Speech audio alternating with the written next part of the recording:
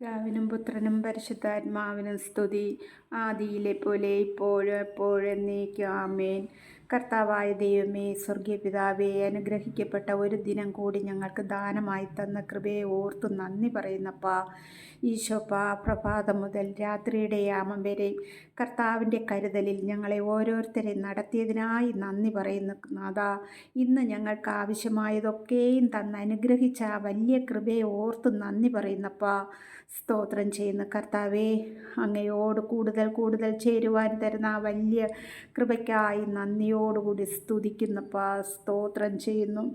ഞങ്ങൾക്ക് വസ്ത്രങ്ങൾ തന്ന് അനുഗ്രഹിക്കുകയും ആഹാരപാനീയങ്ങൾ ശുദ്ധീകരിച്ച് അനുഗ്രഹിച്ചു തരികയും കർത്താവേ, ഞങ്ങളുടെ യാത്രകളിൽ സഹയാത്രികനായി കൂടെയിരിക്കുകയും എൻ്റെ ദൈവമേ, ഞങ്ങളെ ആപത്തനർത്ഥങ്ങളിൽ നിന്ന് സംരക്ഷിക്കുകയും ദൈവമേ, എളിയ മക്കളെ അങ്ങയുടെ മുഖം കണ്ടുകൊണ്ട് ഞങ്ങളാൽ വിധം സഹായിപ്പാൻ തന്ന ആ വലിയ കൃപയെ ഓർത്ത് നന്ദി പറയുന്ന നാഥാ. സ്തോത്രം ചെയ്യുന്നു. നമുക്ക് ഒരു തിരുവചനം വായിക്കാം. തിരുവചനം വായിച്ച് പ്രാർത്ഥിച്ചിട്ട് വേണം കിടക്കേണ്ടത്. സങ്കീർത്തനങ്ങളുടെ പുസ്തകത്തിൽ നിന്നും 16-ാം അധ്യായമാണ് എടുത്തിരിക്കുന്നത്. 1 മുതലുള്ള വാക്യങ്ങൾ വായിക്കാം. ദൈവമേ, എന്നെ കാത്തുകൊള്ളണമേ. ഞാൻ അങ്ങയിൽ ശരണം വെച്ചിരിക്കുന്നു. അവിടുന്നാണ് എൻ്റെ കർത്താവ്. അങ്ങിൽ നിന്നല്ലാതെ എനിക്ക് നന്മയില്ല എന്ന് ഞാൻ കർത്താവിനോട് പറയും. ലോകം വിശുദ്ധരെന്ന് കരുതുന്ന ദേവന്മാർ നിസ്സാരരാണ്. അവരിൽ ആനന്ദം കൊള്ളുന്നവർ അഭിഷക്തരാണ്. അന്യദേവന്മാരെ അനുഗമിക്കുന്നവർ തങ്ങളുടെ ദുരിതം വർദ്ധിപ്പിക്കുന്നു. ഞാൻ അവർക്ക് രക്തം കൊണ്ട് പാനീയബലി അർപ്പിക്കുകയില്ല. ഞാൻ അവരുടെ നാമം ഉച്ചരിക്കുകയില്ല. കർത്താവാണ് എൻ്റെ ഓഹരിയും പാനപാത്രവും.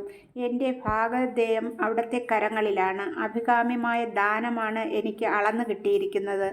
വിശിഷ്ടമായ അവകാശം എനിക്ക് ലഭിച്ചിരിക്കുന്നു. എനിക്ക് ഉപദേശം നൽകുന്ന കർത്താവിനെ ഞാൻ വാഴ്ത്തുന്നു. രാത്രിയിലും എൻ്റെ അന്തരംഗത്തിൽ പ്രബോധനം നിറയുന്നു. കർത്താവ് എപ്പോഴും എൻ്റെ കൺമുൻപിൽ ഉണ്ട്. അവിടുന്ന് എൻ്റെ വലതുഭാഗത്തുള്ളത് കൊണ്ട് ഞാൻ കുലുങ്ങുകയില്ല. 8 വാക്യങ്ങളാണ് വായിച്ചത്. കർത്താവ് രാത്രിയിലും നമ്മുടെ അന്തരംഗത്തിലുണ്ട്. അതിനാൽ നമുക്ക് ഈ സമയം 5 മിനിറ്റ് നേരം ഈശോയുടെ പക്കലിരുന്ന് നമ്മെ തന്നെ ഈശോ തന്ന നന്മകളെ ഓർത്ത് നന്ദി പറയാം. അതിനുശേഷം പ്രാർത്ഥിച്ചിട്ട് കിടന്നു.